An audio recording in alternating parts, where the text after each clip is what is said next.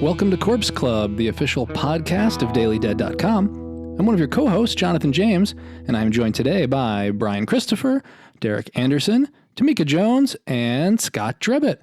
In today's episode, we will be discussing Zack Snyder's Army of the Dead. There's probably going to be a lot of different opinions regarding Army of the Dead. And granted, I don't know what everybody thinks about the movie ahead of time. I just have a feeling, knowing my co-hosts, that we're going to have differences of opinion. And, and it made me think because, we usually see on social media, whether it's, Army of the Dead, and obviously we see a lot of, online back and forth because it's Zack Snyder and because, of all the, rabid fans and haters, that we saw as a result of Justice League. But I think, like I said, something I wanted to mention about this is that, some of these things may be a given, for somebody like myself, when I read a review, I assume that that's somebody's opinion. But sometimes, and you may, notice this, listeners, if you look online, somebody will be like, well, you're just saying that that's just your opinion in this review. And yes, that is, in most cases, we'll include facts. But if we say, hey, this movie was good, this was bad, we didn't like this, we didn't like that, that is, our opinion. And I think, one of the things that's important to point out about our team here, and I can speak for everybody here when it comes to this, and myself included, is that when it comes to any movie, not just Army of the Dead or anything else that we'll discuss, like, we want these movies to be good. We want them to be the absolute, best they could be. I'm not ever wishing for a filmmaker or a film to fail. Whether, like I said, it's Army of the Dead or something else, like, I'm excited to see what they're going to do. So, when you see a review or a critique from someone, chances are it's not because, they hated this movie from the beginning, or the only reason they didn't give it a bad, or they gave it a bad review is because they weren't paid to give it a good review. Like, that's not how it works. It doesn't work that way. And so, like I said, I think it was interesting to kind of bring it up when it comes to this movie because, again, we see so much back and forth because people are expressing their opinions. And we have great listeners. I don't even expect that we're going to, get that when it comes to this. So it's not really like covering our ass when it comes to this movie. It's just, I find it very interesting. Like I said, there are people that are like, well, you just didn't appreciate, the genius of this movie. Well, no, maybe we really do like the movie, but we also have some things that, we think it could have been better or that it could have done better. So, that's what we're going to talk about with this movie. I think this movie is really interesting because there are some films that I watch and I'm really not a great reviewer or critic, and I don't review a lot of movies. And the reason is there are professional critics and reviewers like Heather. She spends a lot of time specifically just reviewing movie after movie, whether she likes it or not. And in some cases, she may not have a whole lot to say about it, but she's able to dig and find things to bring up. It's not necessarily something that's coming off the top of her head. And she, like I said, she's a real professional. But for me, I don't always have something to say about every single movie. I'm like, well, that movie was just fine. Or, I really didn't like that movie. But what I find interesting about Army of the Dead is I wrote pages and pages of notes, and there's just so many interesting things to talk about. So we're going to dive into that in a minute. And I'll go around the room, but, first, I guess I wanted to get, my co-host's opinion. So it's not just me talking the whole time. What do you all think about, when it comes to online discussion, when it comes to, like I said, maybe a lot of the chatter that we've already seen around Army of the Dead or seemingly any movie where people try to express their opinion? Capital D discourse can be very exhausting. And I say that knowing full well that I contribute to it on a regular basis. So I say that without judgment, but there are just days where you get to the point, and I think the last movie this really happened with me for was Midsommar, where it was just like, it just seemed like we couldn't stop talking about it. And it wasn't even a discussion. It was an argument that seemed to go on for like a year and a half. And you would think it would go away. And then like someone would post a picture and it would start all over again. So I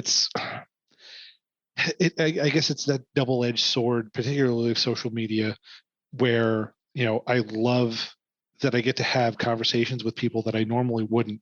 It's where I found, my kind of my horror tribe and all that great stuff. But it also comes with the flip side of, it's just, basic to say this, but it's like it's hard to just enjoy things anymore. It needs to be discussed ad nauseum sometimes. And I think that's okay, and that's fun and all well and good. But I think what this one brings to it, obviously, is it brings along all of Zack Snyder's fan base with him, for good and ill. I personally, I have no dog in the hunt when it comes to Zack Snyder. I watched the 4-hour Justice League earlier this year twice. I really enjoyed it. I did not enjoy this, and I know we're going to discuss why, but I think because of what he brings to it as far as discourse goes, there will always be two sides, no matter how reasoned or sane or calm someone's argument may be. Jonathan, Scott's already jumping ahead to give his opinion about the movie. I know he is. He's already skipping ahead. He's using the DVR. Bryan, you're like tattling. Well, he was right there when he did it, so. Speaking of discourse.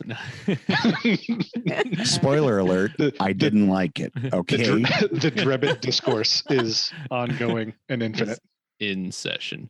Yeah, I think it's obviously I've always thought, stuff discussions on social media, some very strong opinions, particularly something about Snyder movies in particular just seem to be very polarizing, and maybe it's just that style in general, the very kind of over the top, sometimes CG heavy style, at least for, his later movies.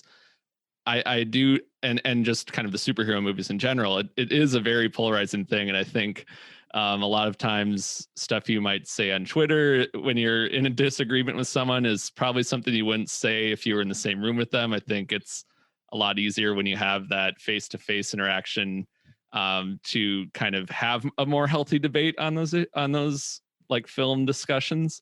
But obviously with the year we've had, it hasn't been safe to do so that anyway. But it is interesting, and I hope that I think it's getting better. But maybe I'm just looking in the wrong places. But I feel like we are getting maybe to, at least in the horror community, I think we're getting a lot better at kind of, I guess, being a little more respectful. But obviously, the internet is a very vast place, and there's always going to be, people looking to start something. And yeah, I guess there's really no easy answer, and maybe there is no winner either. You know what? And that's interesting. There doesn't need to be a winner, right? And I think that's one of the things is that online, it's like you have to pick a side. And I don't think you always need to, because, in some cases, some people just want to enjoy a movie more at the surface level, or some people, maybe they a critic may love a movie that somebody else hates, and that's okay. We all see different things in different movies. And, and so I think if somebody just wants to say, hey, I liked it, and just leave it at that, and that's their discussion, or that's their, review or assessment, then that's fine. And I think that other people, if they say I liked it or I didn't, and they want to break down in detail why they didn't, whether it be discussing it with someone online or us discussing it on the podcast or discussing it in person, there's nothing wrong with that. I think that, in some cases, it's tough when it's social media, but I think you kind of see that stuff in person. And we do see a lot of like horror or movie gatekeeping.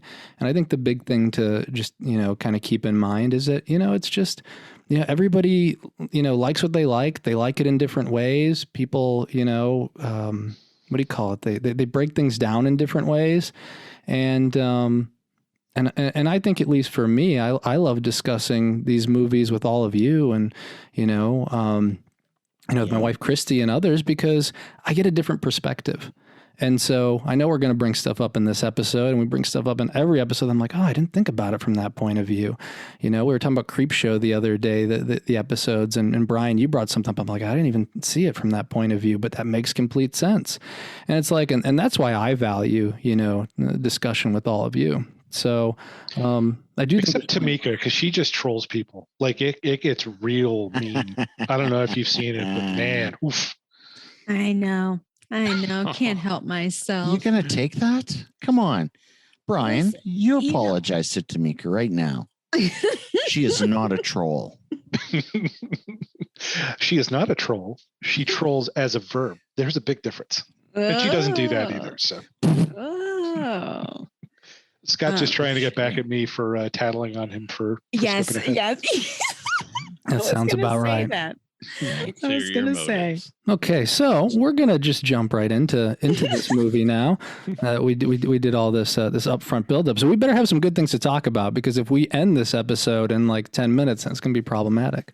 I have pages of notes. We'll have a lot of things to talk about. I don't know if we'll have a lot of good things to talk about, but we'll have a lot of things to talk about. Scott, you and me, we're going to have some good things to talk about. All right. I don't know what that means. I don't know. That sounded vaguely threatening. What that means. I don't know. Just you and me. The discourse has infected Jonathan now. Yeah. No, I don't know. Anyway, so yeah, we're going to go around the room just very quickly. I want to know, what do you think? I already know what Scott thinks, so Scott, you're out of this one.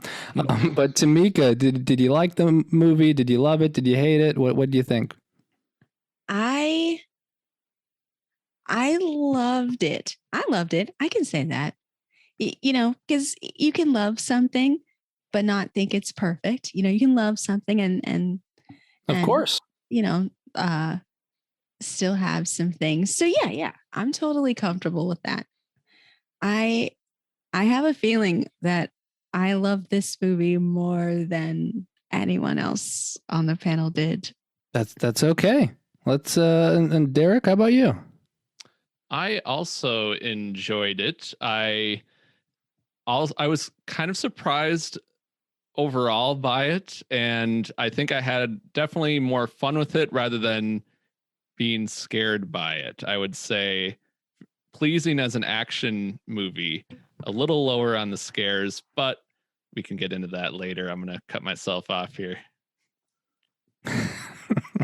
And Brian, how about you?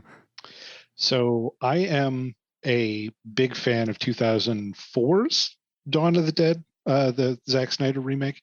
And after that, I haven't really been all that interested in a lot of his stuff. So like Sucker Punch, any of the DC Universe movies.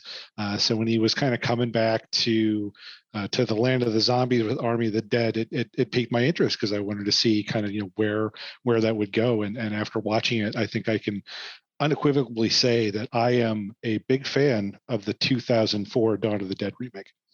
And I would say, as often is the case with some of these things, I feel like I'm the more moderate of the group sometimes. I feel like I'm somewhere in the middle. I probably lean more towards liking this movie. So I'd give this movie a 3 out of 5. So I do have, what do you call it? I definitely have some reservations, but I enjoyed it. I sat through it, and and sometimes you're just gonna have to listen to me ramble on, all of you. This is what you get. This is what kind of mood I'm in today. Sometimes, I don't know if this happens with any of you, but I know I've heard from a number of people who go to festivals. You'll go to you get like festival buzz. It's like you go to a movie, you like love that movie, and you're like, that's great, and like I love it, and then like later on you're like, oh, I didn't like that movie as much. And so I don't like writing reviews as soon as I've seen a movie, whether it's at a festival or not, because I find that my brain needs a little bit more time to process it. And like, I'm super impressed by people who can just write the reviews immediately. Again, like, I don't know how Heather does it. She writes them quickly. She writes them like right after she's seen it, and she can just keep going. I can't. My brain needs more processing time. And so for me, this was one of those movies that like I was really excited. I'm like, I love this. This is great. And then I started talking through it a little bit more. I'm like, oh, about that. And how about that? And Christy has to listen to this. So you don't even get a tenth of how much I talk through this. And then, the next day I'm like, Christy, but what about this? I'm like, oh, and I didn't think about that. And I'm like, oh, and this was just like that movie. And and my score started going down a little bit. That being said, I still enjoyed it. So like I said, we're gonna dive into it. Our listeners know a little bit more where we stand on the movie, and I think let's go into the story itself. We'll kind of break some stuff up. I'll weave it in and out. Oh, and before I get to this, because I almost forgot, this is a full-on spoiler episode because it's been a little bit since the movie came out. You've had a week, and so if you didn't know it was a spoiler episode, then you can listen to this one later. But if you've seen it, and we hope you've seen it, we know a lot of people have seen Army of the Dead. Then you can just hang out with us as we spoil away. But and also, I would argue that there's no real story to spoil, so take that for what it's worth. First blood. But so we're going to jump into the story. We'll go from there. We'll talk about the characters, the actors. We'll just keep going through all of my notes basically. And but I kind of wanted to start with the story. And I guess even before that was what I thought was a little bit interesting. I guess we'll say like the initial production for this movie, because for me, I've been waiting for this movie for a long time. Like, I don't know if any of you remember, but like Zack Snyder was talking about this movie like in 2004. So like this was set up at Warner Brothers like way back, like right after Dawn of the Dead. And so this has always been one of those movies that he was going to make and then just never happened. So, I was like I said, it's been 15 years, 16 years. And so, there's been a long wait for this movie. And so, so there was like, I was really, I had high expectations. Dawn of the Dead, his remake was really solid. So, I think a lot of people were really, looking forward to this. And the story goes in completely different directions. I thought maybe it would be like his Dawn of the Dead world, but like, 10 years later. I didn't know exactly what we were going to get, but this is a brand new, original story. I want to see what others thought about it. So let me, let's start with team I didn't like it as much. And I'll go with you, Scott. Scott, what do you think of the story around this movie? We'll say, how it started, the source of the zombies, the, walling them all off in Las Vegas. Go on. The heist. Yeah. Okay. Post heist. Etc. Okay. The story itself, I'm actually fine with, because what you have is a cross between Escape from New York and Aliens, essentially. So it's set up for pulp heaven. I mean, seriously, just that synopsis alone should get you enough to get you a 3-picture deal with Canon Pictures in like 1985. But it's 2021. I'm fine with the story. Really, I am. Later on, you may hear me use words like terrible and awful and horrible. It's just hyperbole. Okay, I don't hate any movie. Having said that, this movie is terrible. But the story is not the problem with it. The setup is not the problem with it. So far I'm on board. I don't know how I didn't see that train coming. So you're saying from the pitch stage, you're on board. Yeah, no, I'm fine. But I'm all on board. I knew the setup before the film came out, and I was like, I'm all in. Let's go. A heist, escape from New York. They have X amount of hours to get in and get out. I'm all in for the setup. Okay. So there was other stuff that you were not a fan of. Because that's Jonathan just asked about the setup, correct? That's what that's it. Yeah, we're just talking story. Yeah, feel free anyone else to jump in. I'm not going to call on you all individually. It's an open conversation. Okay. So just kind of going, since I'm also in camp, not a huge fan. I love the premise. The premise was part of what drew me in. The idea of, it takes place in Vegas, and I was also interested by the idea of kind of in that opening montage, you find out it is isolated to Las Vegas.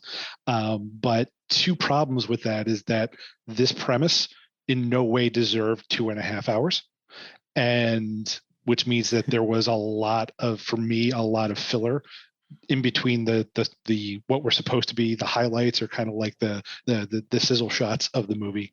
And also, when I saw what the premise was and kind of saw what was being set up, I knew within 15 minutes of how everything was going to pan out. And that's not to say that like you can't enjoy a movie when you know how it's going to end, but I knew how it was going to end, and I knew I wasn't going to like how it was going to end. And everything that I thought was coming came to pass. So it was just, there wasn't anything in terms of the story that kept me guessing or kept me interested. And so it just kind of, for me, stole time between what I was there for, which was supposed to be all the pulpy zombie tiger and zombie war action. Well, I would say that I too I'd been waiting for this one for a long time, although I'd always held out hope that it was like a sequel to Dawn of the Dead. I just thought I always wanted to see more from those characters. So I selfishly always had hoped that it would be like Ving Rhames and Sarah Polley, and just on more adventures, maybe just going around that lake in Wisconsin some more, whatever, going off the island. Eric, did you happen to see the mid-credit scene in the Dawn of the Dead remake? I did, and I still retain hope that even despite the horrible screams and the zombies on the island, that somehow they made it off again. You know what, though? Eric Anderson, ever the optimist. But jumping ahead, that does happen in this movie as well. There are certain deaths which may not be deaths. Right. So, and that may be from... But it may be intentional, or it may just be sloppy on the storytelling. I'm not 100% sure. Yeah, but with the 2004 movie, when Jim Carroll's song "All the People Who Died" plays, that's never a good sign in a movie, like ever. Yeah, that's a good point. It's not quite. They're literally just Leonardo DiCaprio. Because we know how subtle Zack Snyder is with his needle drops. When he says all the people who died, Derek, he means they're all dead. Well, and don't get me started on the needle drops. That might be a later discussion, but that's a big bone to pick. I have. I'm just putting some seeds. I'm just throwing just planting the seeds. Yeah. Yeah. Tamika, so what do you think of the story? I mean, I thought the story was fine. I don't want to do the, like it's a fun action movie.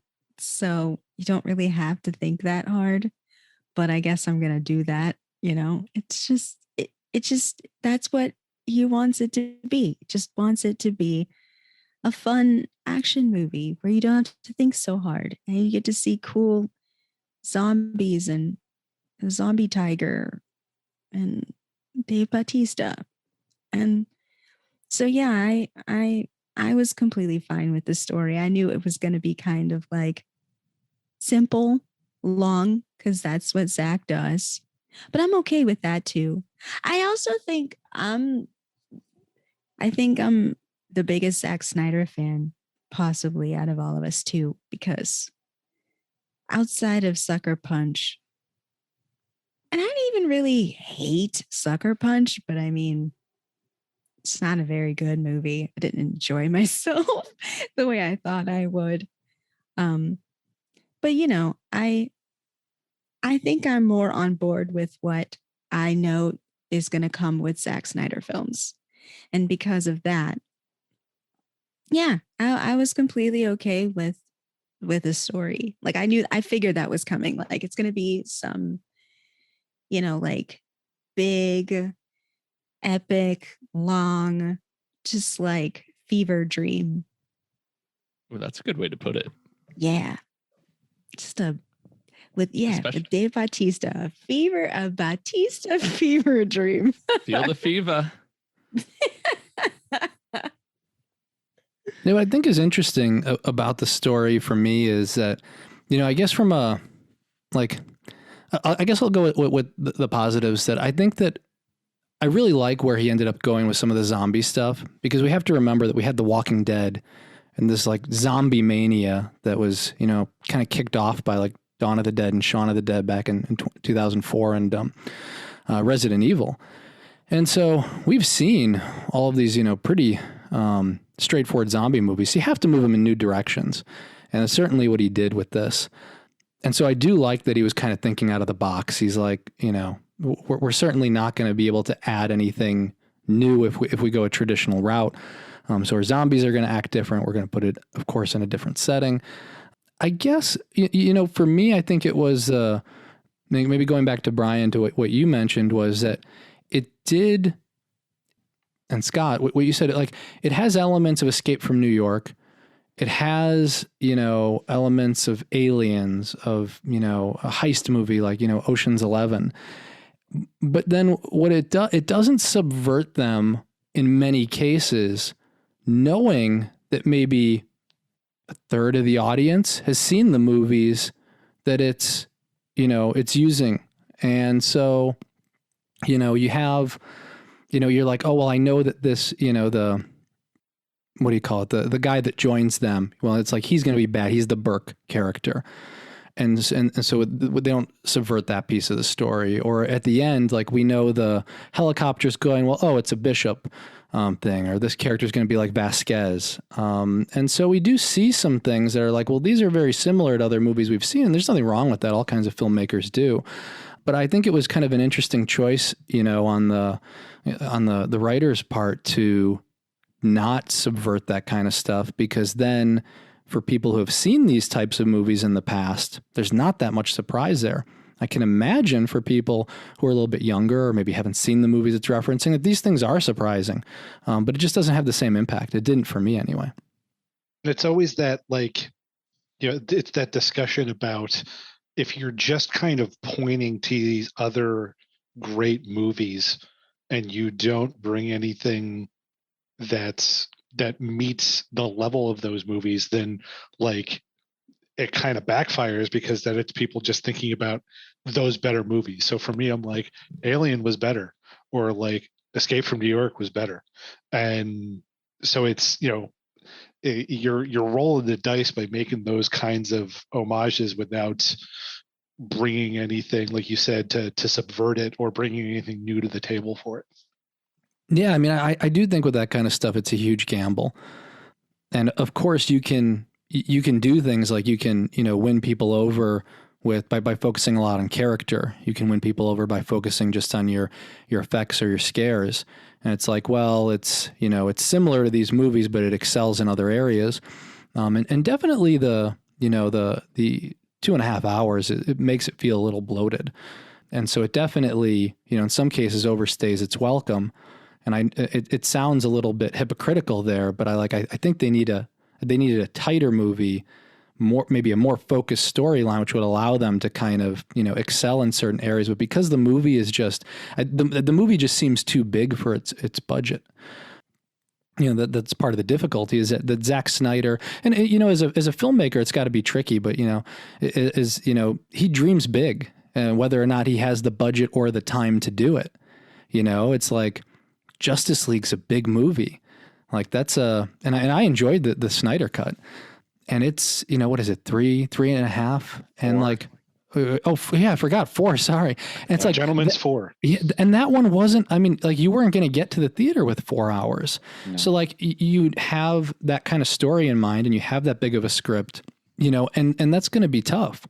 It's like I said, it's his style. Everybody does something different. But he has a tough time working with like that more constraint, that like I said, more focused storytelling. I think that makes this challenging.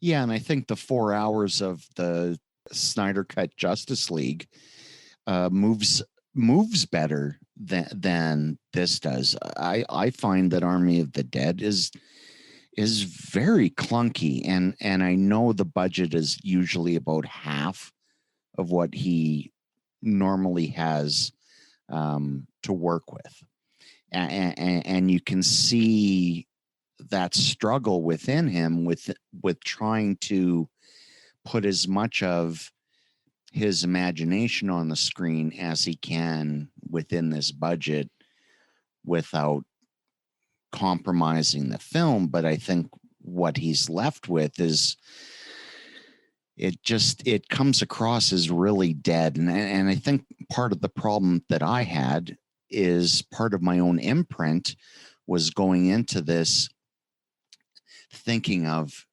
his work on the Dawn of the Dead remake in 2004.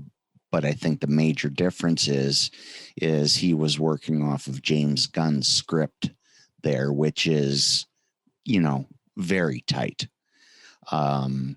This is not. This is sprawling. This is big. It's too big for its britches. And I think if it had concentrated more on character stuff and building the world of the zombies, which they start to do, but again, I don't know if it's money or script. It's kind of left by the wayside. Yeah, it's a lot of, I think, missed opportunity. Yeah, it's funny because I watched this movie with fellow Tuesday movie man Zach and my sister and brother-in-law, and so we sat down to watch it, and we all kind of like did a double take when we saw the 2-hour 28-minute runtime, which this is now officially the longest zombie movie ever released, according to IMDb at least. So it surpasses George Romero's Dawn of the Dead for the longest zombie movie, and I believe the third longest major horror release of all time as well. Behind it, Chapter 2 and Dr. Sleep. But anyway, but yeah, so we all kind of looked at that and we're like, holy crap, this is gonna be a really long movie. But I don't know, for us, it just kind of flew by. And I feel like part of that is because the story just like, it just goes from page one. And I know it definitely is all over the place, but it kind of felt like if all of the Dawn of the Dead, the scene of them trying to get to the harbor, like if it's like that level, but the entire movie. So like if the whole movie is just trying to get from point A to point B and then back to point A, that's, essentially what the movie is. And so I actually felt like it moved faster, but I totally, I could see how, I don't know, maybe it could be perceived in different ways as well. I think that's part of my issue with it, is that like, if it was 2.5 hours of like them trying to get to the harbor, that would be one thing. But I feel like they spend so much time putting the team together and setting up the trip in. It's, it kind of going back to that's kind of the Ocean's 11 period. And it works in Ocean's 11 because you have people like George Clooney and Brad Pitt and people whose like career is made out of dialogue and kind of getting that kind of banter down. The people you have here are all fantastic. This is such a well cast movie, but that kind of scenario isn't playing to their strengths. Like, I'm not watching Dave Bautista to see him like talk about his food truck and the different things he wants to serve at his food truck as kind of his quote unquote world or character building. Garrett Dillahunt. I love Garrett Dillahunt, but I don't want to just kind of see him be a bland, smarmy putz. Like, he's better as kind of like the doltish, like, but lovable, usually some kind of a Southern twang to him. Like, he's that guy. That guy's fun. And Tig Notaro, like, they literally just, it just seems like I know they literally just CGI'd her in the movie, but in terms of like her line delivery and everything, I could just see all of that being read by the guy who was supposed to be in that role, Chris D'Elia. So like none of her personality for me was coming through. So it's all these great people that don't really get a chance to shine because they're trying to recreate Ocean's 11 throughout the first like half an hour to 45 minutes of this movie. And that just doesn't work for the group of people that are in this movie. I'm gonna jump in there because I think that's a good segue into what I want to talk about right now, which is the cast. I do want to talk about the cast and the characters, and then we'll get into some of the later story. And it's interesting because I'm conflicted with this one, as I'm kind of conflicted with a lot of this, but I like a lot of the cast, and I like Dave Bautista's food truck. I ain't gonna lie. I was You're a like, lobster roll guy. yeah, I'm a lobster roll guy. So I was like, I want knew to. it. They're talking about all the spinoffs. I'm like, when are we gonna get the Dave Bautista, food truck spinoff? So, I don't. There was something for whatever reason. There was something that it really kind of imprinted that, like I said, on me. But the Tig Notaro. Inserting her into the movie was interesting because I knew ahead of time. Obviously, a lot of us did. To me, it was less about. In some cases, it was less about the dialogue, and it was less about some of the characters they were building, and more in terms of how those interactions were filmed. There are very few scenes, actually, especially in the Ocean's 11 kind of setup, where you see all the characters interacting together within the same shot. And I noticed that it's it was like two characters and they bring in the third one, and it's like it just cuts back and forth and switches. So you could almost say that with Tig Notaro, inserting her character, they do that with a few others. They basically kind of do that with Dieter. And so I do think in some cases, it wasn't the characters as much. In some cases, I do think it was the way they chose to shoot them. And some of the dialogue is definitely clunky, but again, in some cases, it's the scenes that they put them in. So I'm kind of conflicted in terms of where do you how is this breaking down? You know what? All I care about is the end result, right? So, and I know so many productions have turmoil behind them, but eventually, a film is birthed, and hopefully, it's good, and hopefully we don't bring, all that baggage to it. But the Tig Notaro stuff, to me, it looks like one step above the John Travolta Pulp Fiction meme where he's looking around the room. It looks bad. It looks cheap. It doesn't, and then you see her speak her lines, and it doesn't fit in with it.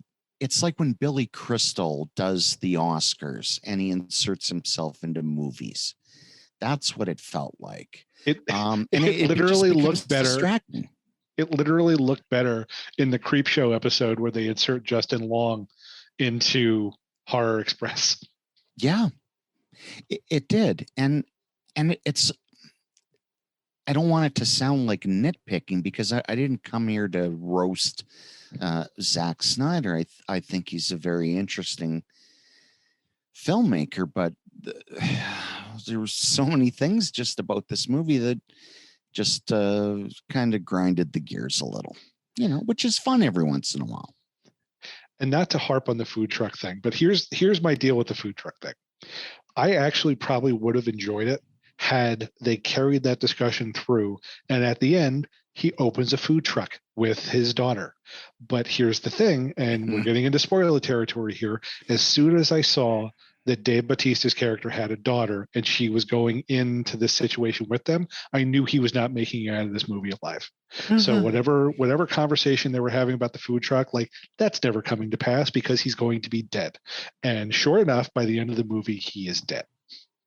There's we're getting into spoiler territory now, no question about it.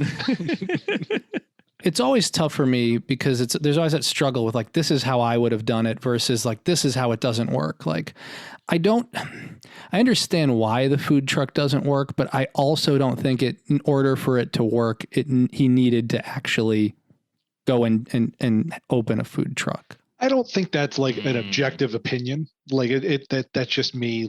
It's kind of a personal gripe I have with it, but I think it does speak to the larger issue that I have with Zack Snyder. That's that you talk about kind of that idea of subverting the tropes of the other movies it's paying homage to. I thought he had a pretty awesome opportunity to subvert the Zack Snyder tropes of not going dark, and like get to the end of this, and Dave Bautista gets out and kind of rides into the sunset. And that I was a little irked that didn't happen, even though I knew that was probably going to be the case.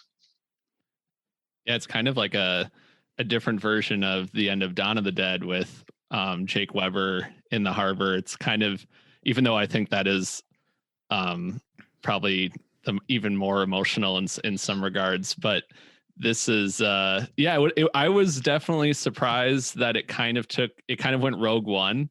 Like I did not, I actually, it took me most of the movie to kind of realize that, oh my gosh, this really is a suicide mission. Like almost, well, pretty much no one's going to make it out alive. Like I did not quite expect that, because I like, for instance, the opening credits in this one are kind of like a subversion of the Dawn of the Dead remake opening credits, which are, I think, some of the most chilling, really disturbing and realistic horror film openings I've ever seen. Yes. And it's just super dark. And then this one, he's like having fun with it. He's showing like Vegas, and he's showing like a guy get his toupee taken off, and then even the whole opening with like the soldiers and that. There's so much like humor in there. So I'm like, oh, he's actually. I thought he was going to go a little more like cheerful with it, and then like the music choice. But then as those opening credits go on, we do see it become a little more grim. And so I guess it was almost like a psych out a little bit on Snyder's part. Yeah, I thought so too. I thought we were gonna get like especially from the opening montage. He loves those. I thought, okay, like this is gonna be like, especially from the trailer, I thought, okay, this is gonna be a lot of like high energy action and like fun, And when it started to get kind of, dour, that feels very much like him too, And I think he thought like I guess maybe going for like a more I guess a more well-rounded film. I'm not really sure, but I can say that I definitely had issue with the ending as well, because I got invested in some of those characters, and I feel like they either die in the end or their character arcs don't go anywhere.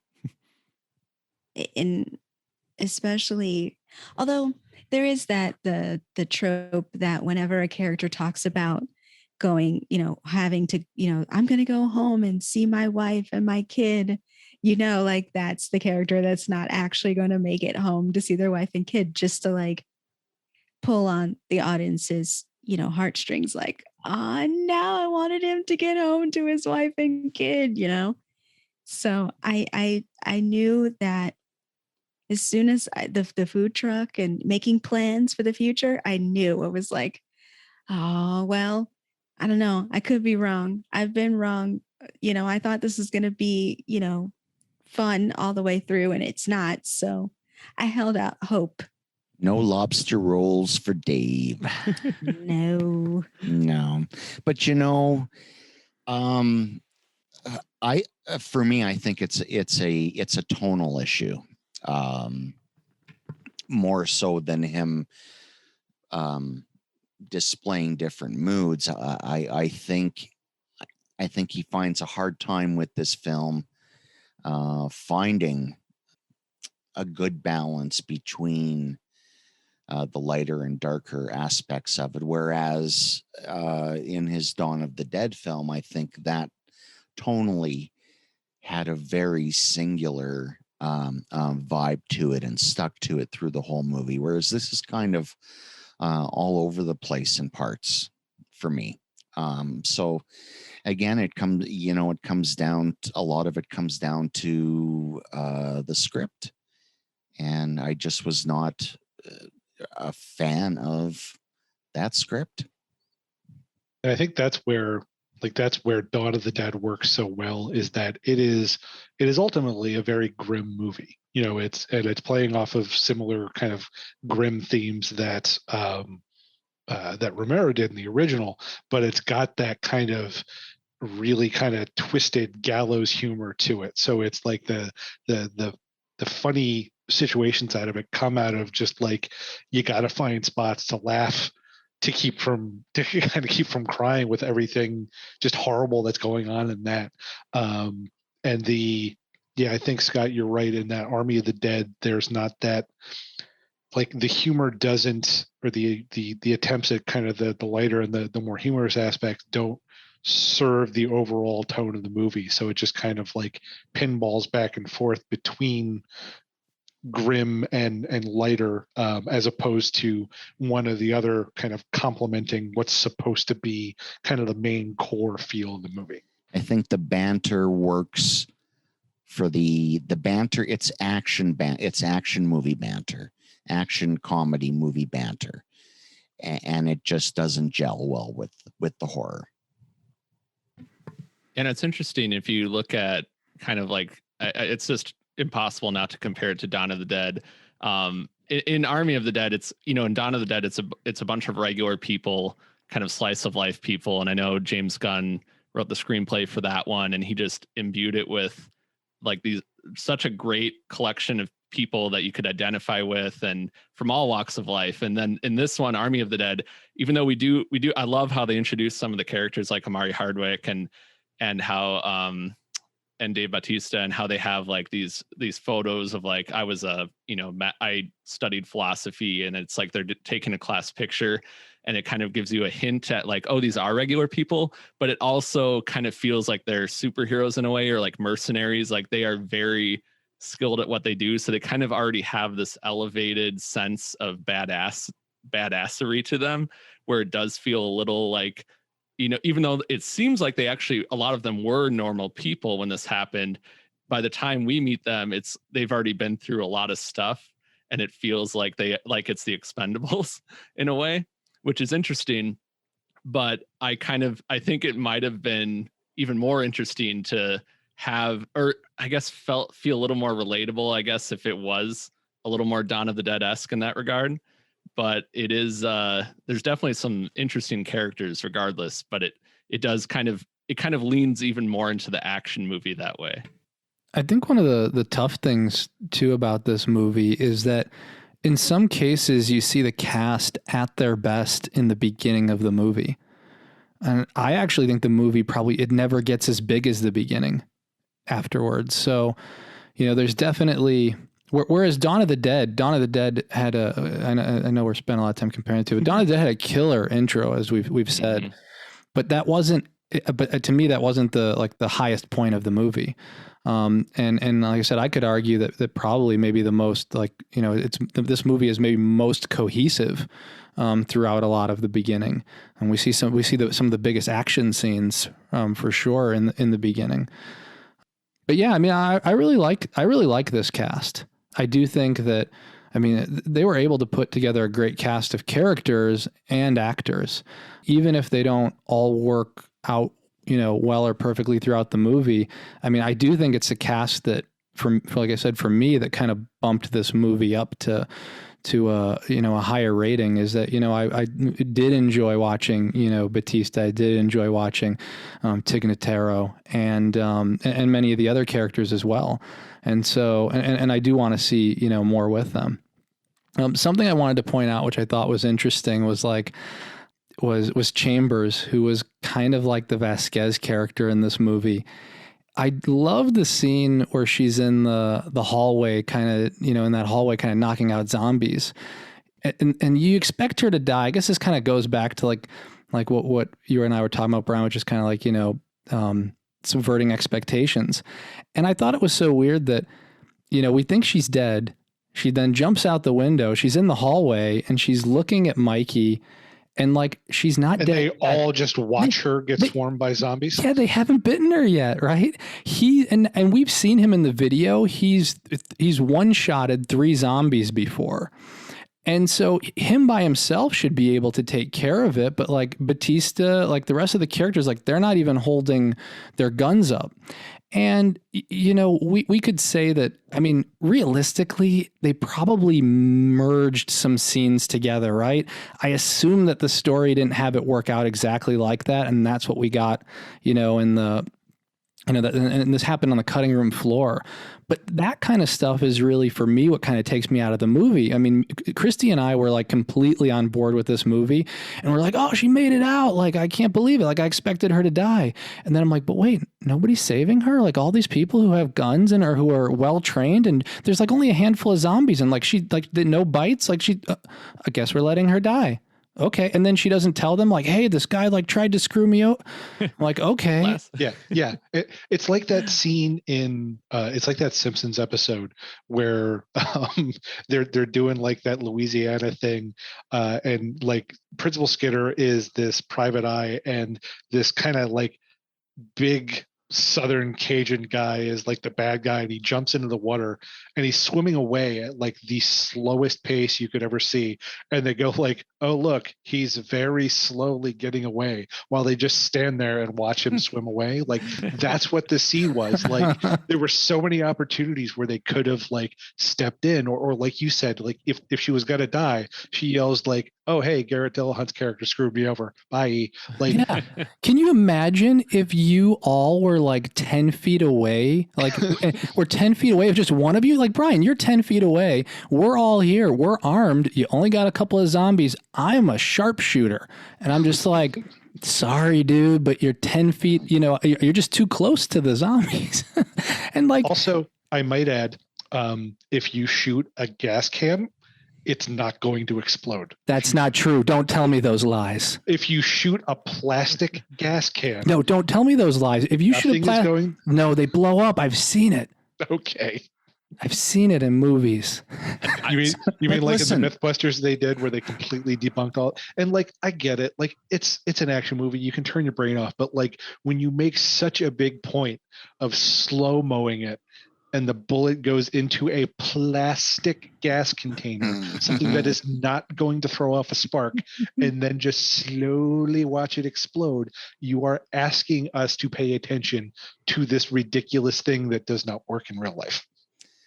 He's not wrong. And since we're still on the rooftop, I would really love to see the missing scene, obviously, where Tig Notaro decided to take off and then has a change of conscience and then comes back. Like, he comes on the rooftop, she's not there, and we're supposed to act.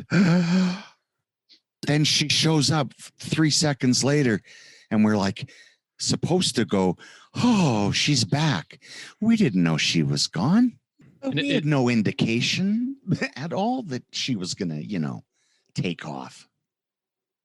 Well, I do think the way they explained it in Army of the Dead was she literally said, like, no, I did ditch you, but then I changed my mind shortly thereafter. No, she's after the fact she says that. But yeah, I know. When he gets to the rooftop, she's just like not there. And I'm like, what? And then she explains after the fact, well, I did ditch you, but I grew a conscience. I'm like, okay, person I've been following for 2.5 hours who I know nothing about really whatsoever. Yeah, I'm okay. I'm okay with this one, but I do get it. Any other characters that we want to talk about before we move on? I do want to talk about some zombies, so we're gonna move on to zombies. I mean, I think my favorite character in the movie had to have been Dieter, the safecracker. You know, he works as the comic relief because he is so specifically like the odd man out. You know, and there's a reason to have that odd man out. Like, he has that very specific talent. So it's not like you're wondering, like, why the hell would they bring this guy in? They have to, and they do it knowing damn well that, like, he's also a liability in terms of, like, getting out of here and surviving. But it's also, if we want to get into the safe, he's the only person who can do it. So I think that works really well as kind of like a foil to everybody else's kind of like, you know, jacked up testosterone badassery. He's just kind of going through, like, you know, he also just happens to be a very good like crack shot, as we learn very quickly. But you know, he worked pretty well for me. Yeah, he's good, and he's getting a spinoff. So he's getting his own movie. We'll see where it goes. Yeah, that will be interesting. I'm very curious because his character. It looks like he be dying. It's weird though, Well, because the movie's officially a prequel movie, but we can keep going. Derek. Well, it's this, you know, so many of the characters when they die, we see what happens to them, and except for him. Well, obviously, you know, when the Zombie King is pulling you, and there's other zombies behind that safe wall, your chances aren't good. But the fact that, and then an atomic bomb goes off also doesn't help. But still, I mean, I guess it's one of those things where, you know, if you don't see someone die nowadays in movies, usually it kind of seems intentional, but also there's another character in this movie that we don't really see die, but you can spoiler this thing, dude. Well, okay. Well, then the character Geeta, who the daughter Kate Ward goes to rescue. She just disappears. What happens to her? Yeah, and it's weird because we see the helicopter crash, and it's like this whole movie. At this point, you know, the money's gone. Pretty much everybody's dead. The one thing other than the father-daughter relationship that can be salvaged, which eventually that, even though it's salvaged obviously with what happens with Batista, that is also gone. The one thing that you can get out of this is that this mother can go back to her kids, and even that gets taken away. So it's like just a total like kick in the knee there. And but it's weird though, because they don't really acknowledge it, and it's like she's just kind of gone. And it is funny because, like, I'm looking at the Wikipedia entry, and it specifically says, as the nuke destroys Vegas, the shockwave causes the helicopter to crash, killing Peters and Geeta. They must have seen something I didn't, or just made the assumption, because, like, you don't see her at all. Like, you do see Peters kind of, you know, you saw her. She basically got impaled. Yeah, she's not looking good. But yeah, you don't see Geeta. So either whoever wrote this was making a big assumption, they saw something I didn't, and I think this kind of, you know, I as Zack Snyder is wont to do, I think he left a lot of dangling threads with the hopes or intention that he's going to make more of these, because there's a lot of things that don't quite have a payoff that I think he might be trying to save for future installments. We're going to talk about that in a minute. So I'm going to table that piece. No, we're going to talk about it now. With the only thing that I want to say was, I think for Geeta, while there may be other explanations, that this was potentially because they had to put Tig Notaro in, and so they basically lost. Oh, they couldn't like overlay her over the shot of Geeta, basically. That's the thought. And to me, that would be the only explanation, other than it was intentional because there's some payoff down the line. Otherwise, why? Geeta gets her own spinoff. It would have been so great if they tried to like splice in a shot of like they basically gave like the actress who played Geeta, what's her name? Where is it? Huma Qureshi. If they had like given her a camera at home and she like just shoots like this quick shot of her like dead on her lawn, and they just kind of like try and splice it in, and then that was basically the end of Dawn of the Dead. That was the end of Dawn of the Dead. That was an afterthought. They filmed it after the movie was done. Zack Snyder just grabbed a camera and the cast, and it's like, let's do it. Yeah, and on this movie too is on that note, Snyder, in addition to directing, also is cinematographer and a B camera operator too. So he definitely was, you know, he was very involved with the visual look of it. And it's interesting because there's so much, like there's the animated series that they're doing as well, which is also going to be kind of a prequel as well. So I mean, I guess all the stuff is prequels. So I guess he wasn't. But although there is, and we might talk about this later, but there's definitely been discussions about a sequel, and it sounds like they have a definitive idea for what they want to do if Netflix lets them do it. So we're going to talk about it now. Okay. Told you. Is it Armies of the Dead? Dang it, Scott! How did you leak that? Oh no, it's Army of the Deads. Come No, on. sorry. It's zombie fetuses of the dead. Oh.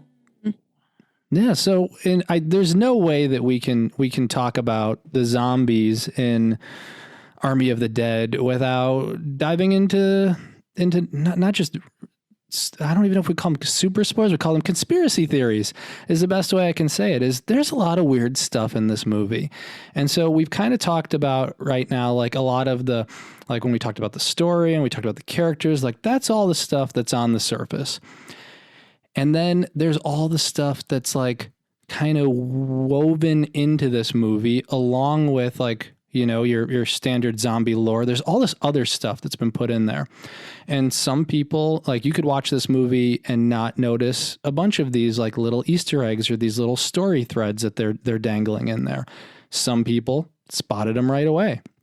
But, you know, I think something that's interesting is that Zack Snyder's definitely playing in the like J.J. Abrams, you know, mystery box world with this one, because there are some very interesting things at play. So, you know, let's. I'm gonna toss some things out there. You know, maybe my co-host noticed them. In some cases, maybe they didn't. And I just want to get your thoughts. I'm not gonna pick on anyone in particular, but feel free to jump in after I mention it. And so, you know, there are a few things that, you know, were brought up online and that I noticed as well. Is that like at the beginning of the movie there are UFOs as the guys drive off. We see. We obviously have a time loop that we're dealing with. There's a not so subtle discussion about a time loop, and we see the corpses of some of our main characters, and then we also have robot zombies. We don't know what they are. Well, we got zombie baby. We kind of can guess what that is, but we have robot zombies. You know, Zack Snyder is, and I have the quote here because I wanted to make sure to credit it. This was with MovieWeb. And so, you know, he talks about, you know, without giving away too much, he said, if you pay close attention, there are a number of zombies that are clearly not zombies. You see normal zombies, and then you see some robot zombies. Are they monitors that the government has placed among the zombies to monitor them? Are they technology from another world? What's happening there? And so there are all these things that are put into the movie, but that we get no explanation for. Now, we're supposed to get some explanation in a prequel. We may get some explanation in a sequel. But yeah, I'm curious, you know, talking to my co-host, how much of this did you spot? And what do you think about all this? So here's my issue with these Easter eggs. Because I didn't spot them, but I did see a lot of people point out like the UFO thing, saying like, you know, if you look in the background, you know, you get to see the UFO. I hadn't heard about the robot stuff until you mentioned it. The issue for me is that I don't care. And that is to say, like, this is once again an instance of like I've seen it done better.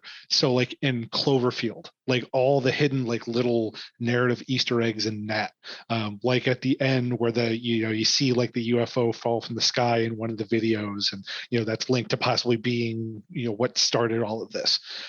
But like, and that was one of those things where like I ran down all those rabbit holes. I wanted to find out about that, but that was because the movie that they were tucked into was one that I found compelling. In this, like, I don't want to go back and see if there was a UFO in the sky or anything like that, because I'm not interested. And it goes back to the idea of like, put your energy mainly into the main product, and then when you build all that other stuff around it, that's what makes all that stuff so fascinating. So it's just, with this, it just left me feeling like, okay, I'm sure they're there. And I want to hear then from Tamika as well, because obviously, Tamika, you said, you know, you love the movie. Did you spot these kinds of things? And, you know, how did these elements either enhance, or did they enhance your experience? And, you know, and what do you think? No, I didn't spot any of these things. So now I'm having the opposite effect of Brian. It's making me want to watch it again. See, Like, but that wait, makes me happy. Like, that's so cool. Like, I'm glad that like you're going to have that opportunity to like pour through that, because like if that's something that's like exciting, like that's cool. I really like the idea that you're going to kind of like pour over this stuff like this Zapruder film. Like when that happens and you're excited about it, that's awesome. So like I almost want to like at some point I want to revisit this with Tamika and kind of like get her take on it, because like I'd like to experience it through the lens of someone who's like excited about it. I when I heard, I was like, wait, what? Okay, so this is my thing about discourse, 'cause I'm not sure if I like chimed in about that.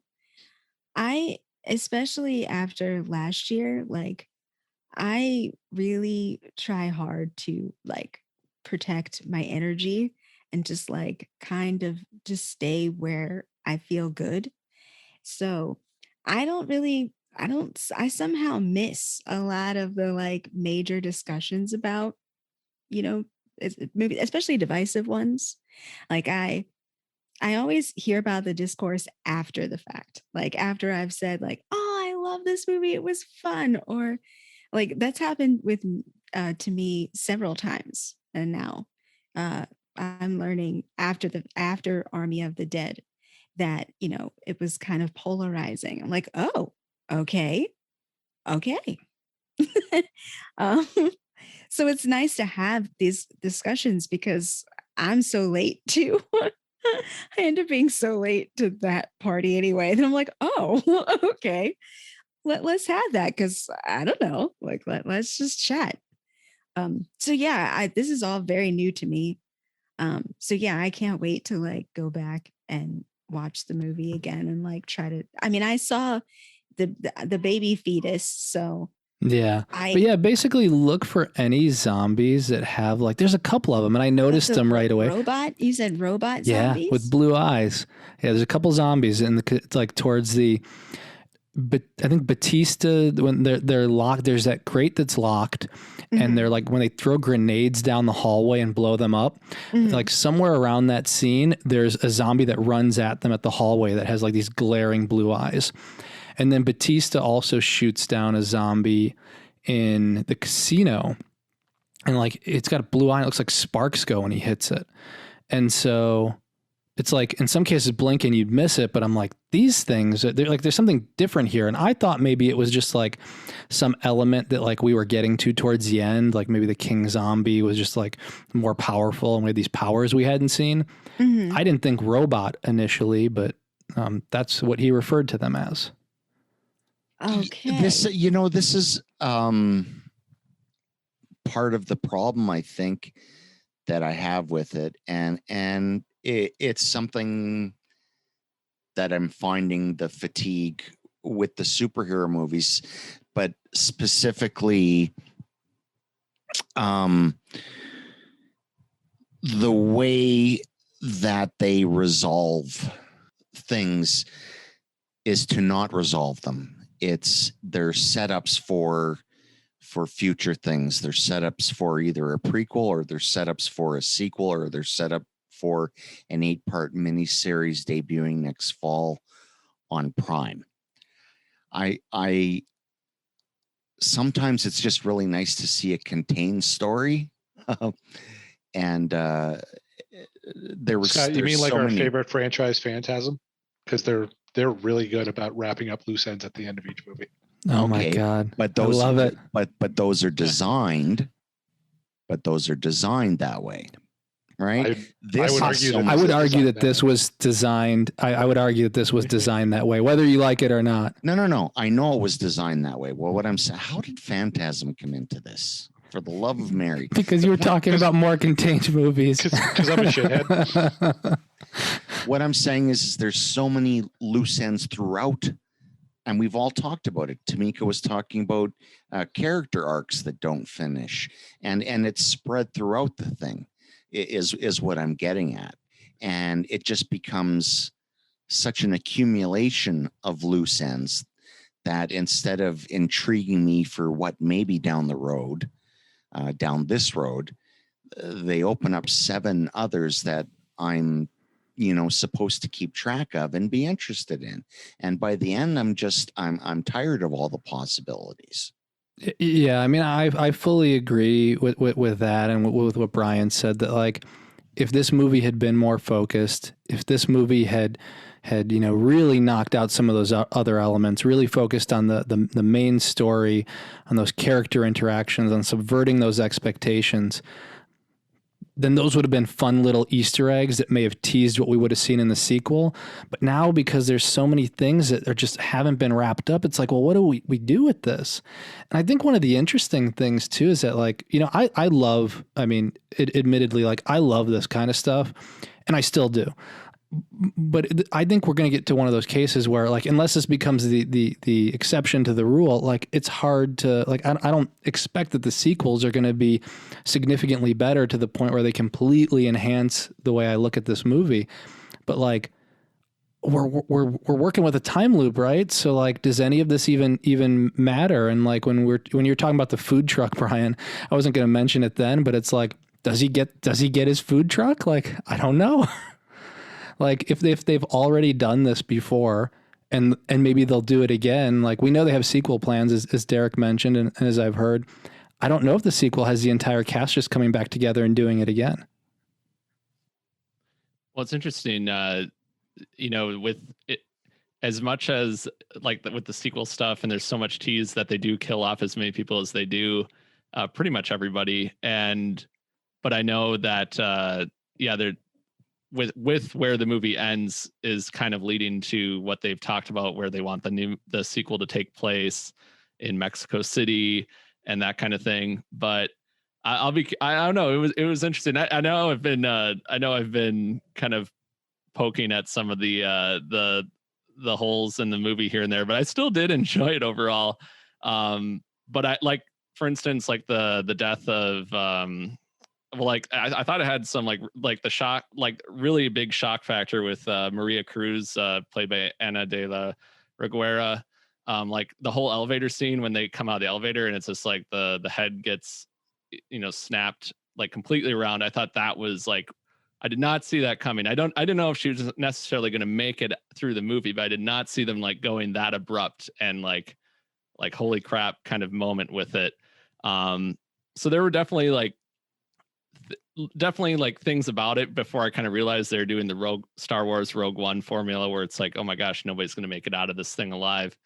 But yeah, the zombie stuff was interesting. I thought it kind of reminded me of George Romero's Land of the Dead, when you had the zombie played by Eugene Clark, Big Daddy, and it just kind of it felt a little similar to kind of how you have this hierarchy and you're spending actually a lot more time with the zombies than I expected. And I think Heather mentioned that in her review, that you actually get a lot, like a kind of a more in-depth look at. I just expected the zombies to kind of be like just this giant like horde that would just be like, as they called them, the mindless shamblers. But the fact that they had this whole kingdom and this hierarchy in place, I thought that was kind of interesting, and it did remind me of Land of the Dead in that regard, and that these zombies are evolving.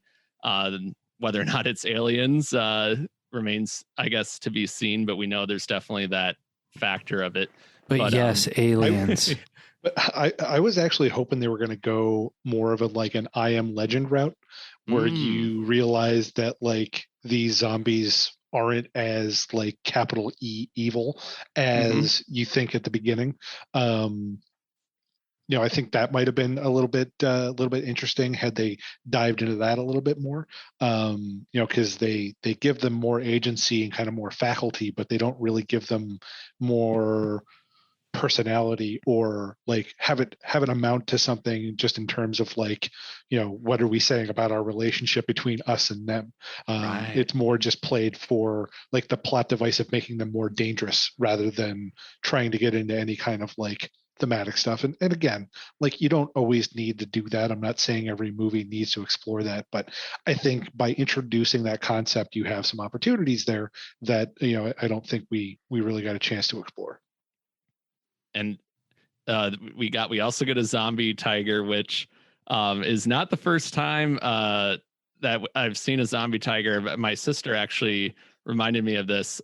This is actually the 10-year anniversary of a zombie tiger being prominently featured in the sci-fi movie Zombie Apocalypse. And I don't know if anyone else has seen this movie. It stars Ving Rhames as a lot of my favorite movies do, and it's from the asylum, and there is a zombie tiger. It's a Tubi staple. It really, yeah.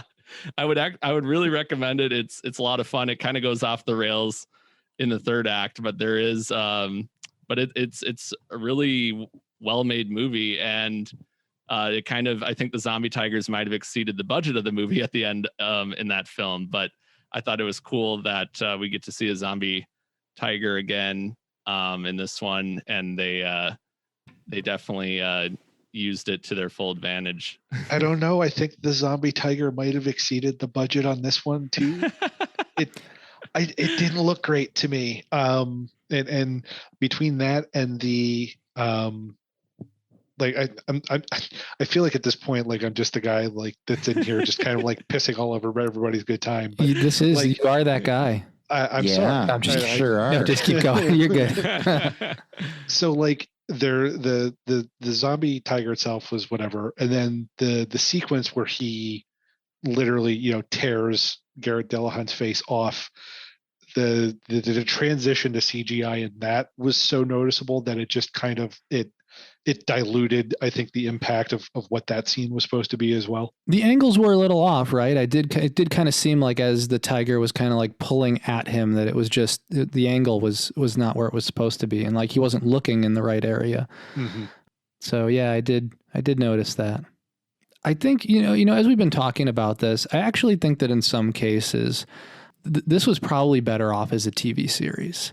I would have loved to have seen this, maybe given the, I don't know if we want to do Justice League and do it 4 hours and do it in parts, but, at least, maybe more episodic, 6 episodes, because there are a lot of things that I really like that I just wish I saw more of. It's one of those things for me where, like, I think this movie, the movies that frustrate me the most, which, our listeners and my co-host can probably hear, like, this movie is frustrating to me. And that's because I think this movie had a potential to be really, really, really, really good. And like when a movie's like, could be a 10 out of 10 and it like kind of just misses it, I'm always like, like you were close. And like, I think there's a lot of things here that I really enjoy that he works with. I love the zombies during the day. I like how we kind of have, again, these non-traditional zombies. They're working in different ways than the humans have seen them. I like a lot of the effects, and I would like to see more of that zombie world. I'd like to see more of what they were up to. I do, what you'd mentioned, Brian, about more of like going the like I Am Legend route. Like, I think there was totally potential to go there, but then, like I said, we do run into that thing where like Zack Snyder has so much story to tell, he can't fit it into a movie. So you either, what we were talking about before is you pare it down. But the other option too is you just keep going and you just really polish it up and you do a TV series. So I think we got so much content here. I would have loved to have seen it just broken up and just expand upon it. Like if you're gonna show us UFOs and robot zombies, like just give us a little more. And lobster rolls. Yeah, lobster rolls. I want to see that too. So, is the conspiracy that the zombies like Zeus and the Queen Lady, that they're not, that the reason why they're more, I guess, advanced, so to speak, than the other zombies is because of some sort of like aliens? I know that I'm going to get myself in trouble, just with myself, really. If I commit to a story, I'm sure like on Reddit, they've broken this story down. Mm-hmm. That being said, my high level understanding is that if the alpha bites you, you become a like smarter zombie. But if one of those smarter zombies that got bit by the alpha bites somebody else, they are not as smart. And so you have these like different zombie types, but the alpha specifically biting those zombies that he wants to be smarter. So you kind of have like this zombie class system based on who bit you. Now, in terms of like the alien maybe things that we're seeing, like we're presented with some like we're presented with some threads, but we don't know what to do with it. And that's why, like I said, it's kind of frustrating because we don't know what the plan is. And I would love it if we got a little more of the plan in the first movie instead of saying like Marvel had to make a really good movie first, right? Like Iron Man is mostly self-contained, and they have gotten away from that more and more. But like, you need a really good self-contained movie, in my opinion. And we have too many threads here that say, hey, watch the prequel, anime, watch the, prequel movie with Dieter. We hope to give you a sequel. And it's like, and that kind of is like really stringing us along, where I would at least like a little bit more here. That being said, we have the convoy, and we have, they mention Area 51 specifically. They won't say what's in there and where it came from. On a surface level, you could just say they had a zombie. Yeah. But you see, like, there's 2 UFOs that are like following them and like fly off. So you have that.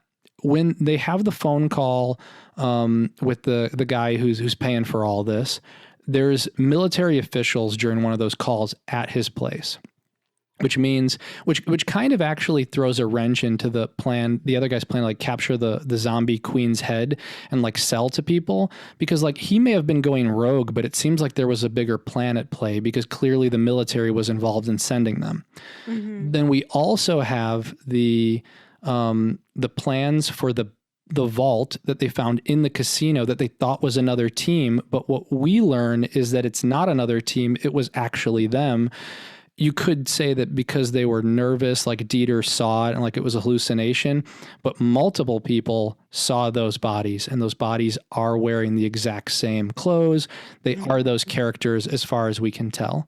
We get no explanation for that. Oh my God. Okay, Jonathan, if I can just stop you for one quick second, I'm just going to go get another ball of string for you to put on your corkboard. Yeah. Okay. Thank you. Yes. Okay. Yep. Thanks. I need help with that. And then on top of that, we have robot zombies. And so we have at least a couple of those. And then we have a zombie baby, I guess. For some reason, we know that the zombie king is trying to impregnate women to create a zombie baby. To what purpose? We don't know. Does he just want, a son, or does he actually have a plan? We don't know that. So all of these things are kind of left there. Oh, and then we have 2 characters that we don't know if they died. And we have Dieter who doesn't die on screen, and we have Greta, who we think she died, but definitively, I don't think we have proof. So here's what I would love as like an addendum to this episode. Tamika, you're pretty well set on you're gonna watch this again, right? Yes. I would love to do an addendum in a future episode where I want to give Tamika a chance to like pour through all like the Easter eggs and like these side kind of tangents and like give us her theories on what these things actually mean and where the story could be going. And then feel free if you want to look stuff up or anything like that. But I am actually more interested in just like hearing you come up with like your own headcanon about what all this stuff could mean. Ooh, yeah, because I'm already like writing notes. That is a lot to take in. Now that I think about it, how Jonathan has a few.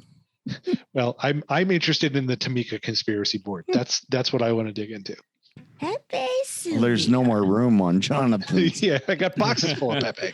Yeah, boxes full of Pepe. And we also did see that Zack Snyder just tweeted like 2 days ago. Like he tweeted like fighting and dying, fighting and dying, fighting and dying, and then Army of the Dead under it. And immediately people are like, time loop. Like, what does it mean? So like we're going to hear this until like you may hear these conspiracy theories for the rest of your life, especially if they never get resolved. You know what I would love? What would absolutely just tickle me to death would be if Zack Snyder released a sequel to this movie that played into the time loop and is literally just the same movie over again. If he did that, he would forever earn my respect, and I would be center row of any movie he ever put out ever again. He might do it because he insisted on a Snyder cut, right, for Justice League. So basically it's the same movie, but just they added the parts that got cut out. And I saw for Vanity Fair, I think it was the other day, he wants to he wants to release a Snyder cut of Sucker Punch. That's what we need is more of that movie. But here's the condition for the sequel. You can't it can't literally be the same movie. He needs to reshoot the same movie, but get everybody that was in it to do it again, but just shot for shot, beat for beat. It's the same. It's exactly 148 minutes long, and everybody just does the same thing again. The Snyder squared cut. No, see, I'd rather him be in the time loop, but this time he comes back with his food truck all revved up like in Dead Reckoning, and he's shooting lobster rolls out of a cannon. Out of a t-shirt gun. There we go. Oh my goodness. Oh, and I have more. And the one thing obviously we know is that, I was trying to think about things we know about the time loop. We do know that they didn't make it into the vault the first time around, or assuming that was the first time, which it may not have been. Oh, that was them. Okay, I get it. Yeah, all those skeletons were them. Yeah, they didn't make it. They didn't make it through the vault. Were the skeletons really wearing like identical clothing? Yeah, they were. And then there's also like quote confirmation on it as well, like from Zack Snyder. It's literally them. Well, this changes everything. I mean, they could be clones. Well, this is what I'm talking about, Derek. And then, especially if like the military is involved, they send this team in there because they want to get the head of one of the alphas. Yeah, join. What do you call it? Conspiracy theory world? So every time they go through a time loop, they don't remember the previous one. But but they kind of do, because Dieter knows that there's booby traps. Right. Yeah, it's interesting because I was like, because that seems like external of outside of the vault itself. But they don't recognize that they were there before, and I don't know, died. Yeah, they don't remember it. But yeah, the official quote is, just so that we officially have it here. It's from a Radio Times interview, and it was. And Zack Snyder said, when I was with the costume designer, she was like, "Oh, so we'll just put some zombies on the ground." And he's like, I'm like, no, it's them. And she's like, how is it them? And he's like, you tell me. What? Oh my goodness. So what you're saying is he really thought this through. That's right. Never question Snyder. Yep. So what's interesting about that too is like, you tell me. So what I would want to know then is there just a core group of them? Like, because Batista has what he refers to as like the family group, and then they go and recruit like Mikey and Chambers and some of these other people. Like, so are only some of them clones, or are they? Or it may not be clones, but it could be. No, Derek's stuck on clones. Well, I think it could be, but then there's like variations, right? That mess up, that particular run. Because the reason why I don't like Dave Bautista's daughter is because she just seems so like emotional and selfish. Like she basically gets them all killed. And then he's like, and then Dave's standing in the middle of the road and a tornado comes by and she could have saved him. She could have used her powers to save him. But instead she just stood there like, how dare you, Scott? So maybe the daughter, she threw a wrench in that go round for them, because that wasn't the plan for her to go to, to insert herself into their mission to go get Gita. So that's why they don't make it through. Get Gita. What? Interesting. Should have called it Get Gita. Oh God. There's so many. Oh my gosh. So Derek, you didn't know it was actually them? Well, because so they have Omari's character Vandero.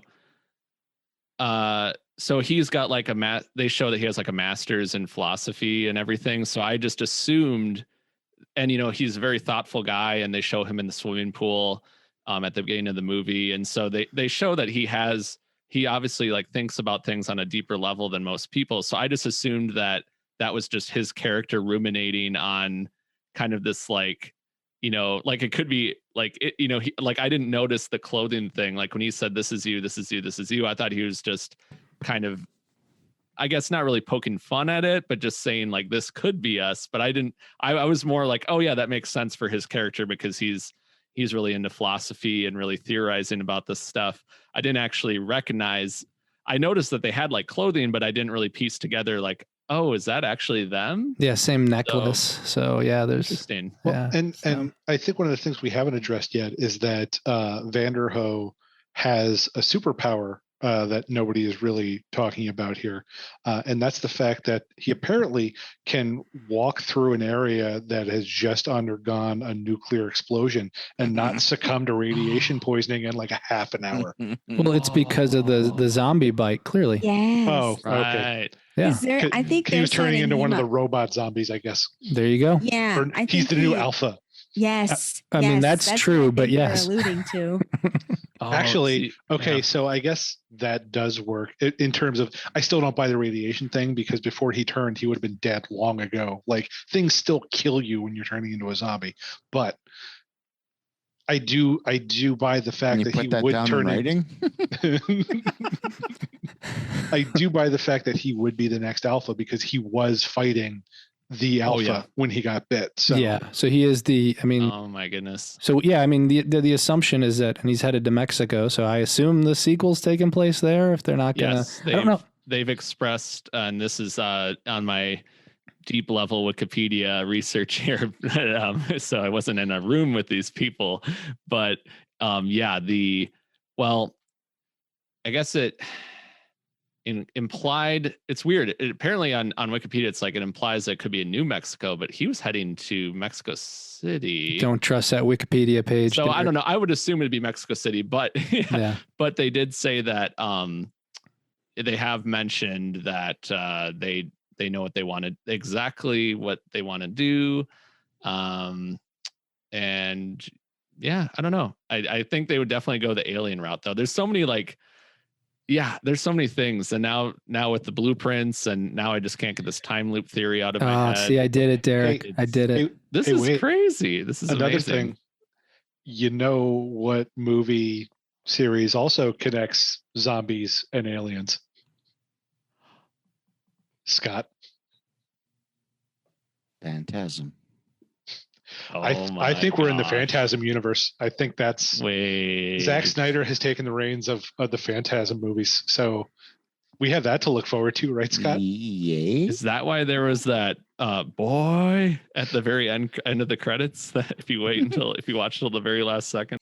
It's just a phantasm world. We just live in it. Wow, that's amazing. But I will be very curious to see what they do with this because and I the Las Vegas anime series that they're working on, Yeah. which we'll see a lot of the cast from this movie voicing their characters, and as well as some new faces too. I'm going to be curious. I'm assuming that will shed some light on some of these questions because That is the plan. yeah, and also, and then the Dieter prequel movie, which If that has to tie in, it can't just be a solo. It can't be a solo movie. yeah, I'll be very curious. And also Matthias, the actor who plays Dieter, he's also directing that. So Yeah, interesting. So yeah, there's a lot of questions. This is just their plan, right? Yeah, we're gonna come back. Definitely, Derek, Tamika, you're welcome. Scott and Brian, you are as well. Maybe we'll do a recurring series on this. Every time there's a new Army of the Dead release, we'll do it on. We'll come back for the conspiracy discussion on the anime series. We'll discuss the Dieter prequel. I think we got a lot of mileage on this. Get Gita. Don't forget that. Got that hashtagging. Yeah. Yeah, there's a whole movie where the daughter is actually trying to she needs to figure out Gita wasn't in that helicopter, so she's got to go off searching for her through time and space. And also the what I find right there that could be a very good another Phantasm movie. Back to the Gita. I want to know more about the relationship between Lily and Garrett Dillahunt's character Martin, because there's definitely a history there. Well, I guess not necessarily a history, but they had this prearranged agreement that we didn't see happen before they went into the city. And and she is certainly haunted by it feels like she maybe did things a little differently in her past. Like maybe it feels like she's trying to find redemption. And then on top of that, like her and Martin have this whole thing with getting the queen's blood, which turns into getting the queen's head. So I would really want to know like what's going on there too. Like if there's more, like, cause now I'm questioning everything. Like there must be if a zombie blinked in this movie, it's got to mean something. And I mean, I guarantee you, now. there's more. What do you call it? There's more Easter eggs because this is all that was caught in like a week. So I'm sure there's more. Wow. So I will put this out there. I am 100% not going to watch Army of the Dead again, but I am on board for like, I'll keep up with the ensuing, the stuff that's planned to come out, just because I'm very interested to talk to you all about like where you think things are going with all of these various Easter egg wormholes.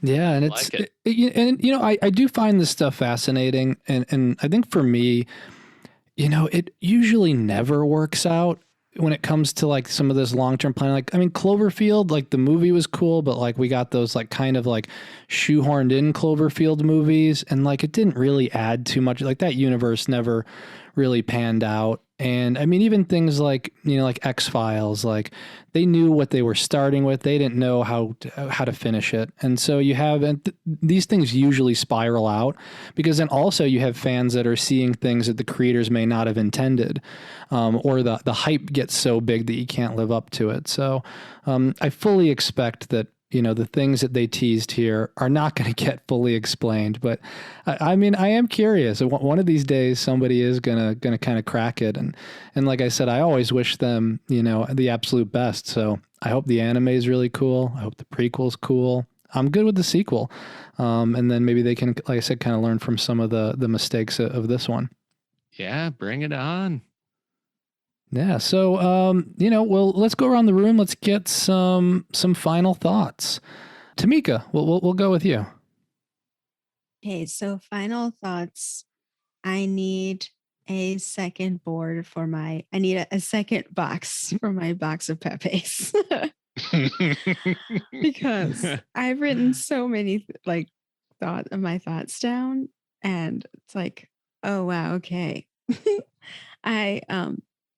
I'm definitely gonna watch this again at least twice, just to like catch all this stuff that I apparently missed. I don't know how I missed any of this stuff, because it's like a list. It's like a lot. Well, Tamika, I missed most of it. Like it's like you have to be looking for it. So I didn't know there was a time loop. Yeah, I wouldn't feel bad about it. I heard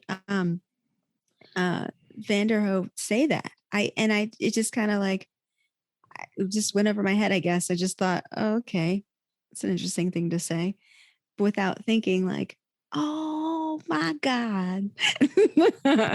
Oh, that's one of my favorite gifts. Well, it's because he kind of says it as a joke, and then they never reference it again. So and the movie's so long, you do forget about it.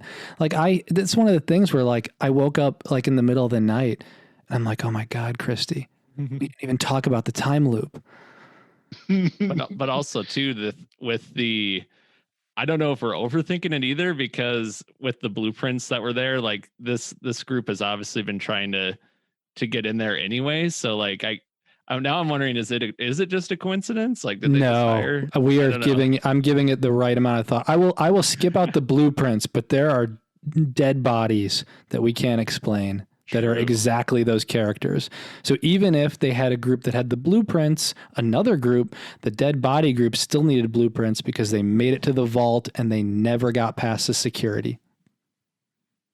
Also, speaking of things that were kind of like peppered in and didn't pan out in this one, how dare they introduce the idea of dried out zombies that will come back to life in the rain and not pay that off? Oh as soon as I heard it, I'm like, they're going to be running back in the rain, and the zombies are going to be pulling at them as they're trying to get back out into the camps. See, that would have been good. Yeah. I mean, I just assumed that's why you said it. And I think the scariest part of the movie is the hibernating zombies when Chambers gets stuck in there. And I thought that was like, I feel like actually better in another movie. Right, exactly. Girl But with it's all like the gifts. It's done a lot better in that one.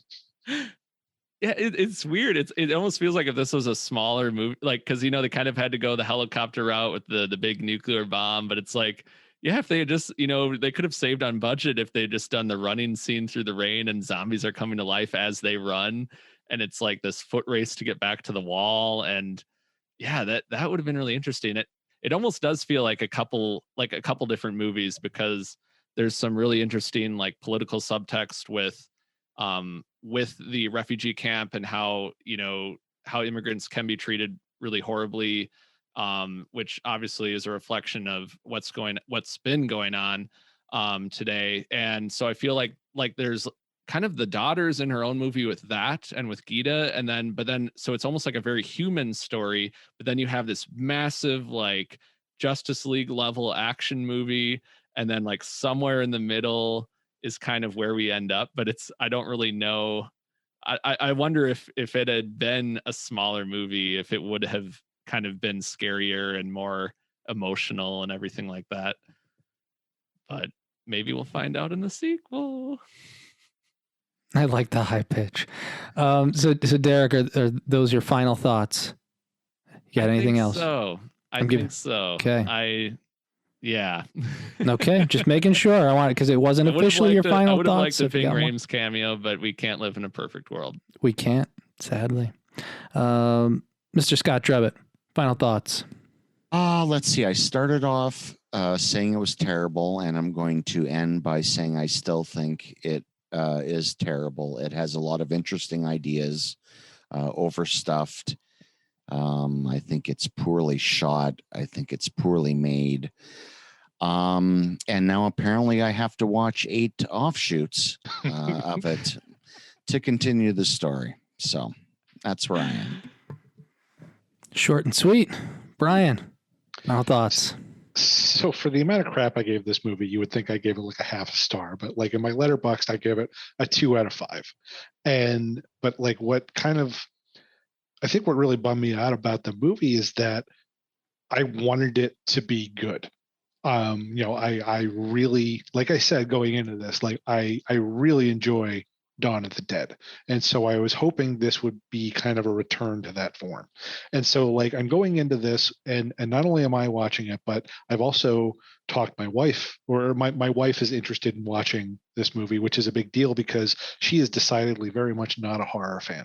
And so, but like she can get into some horror, some zombie movies.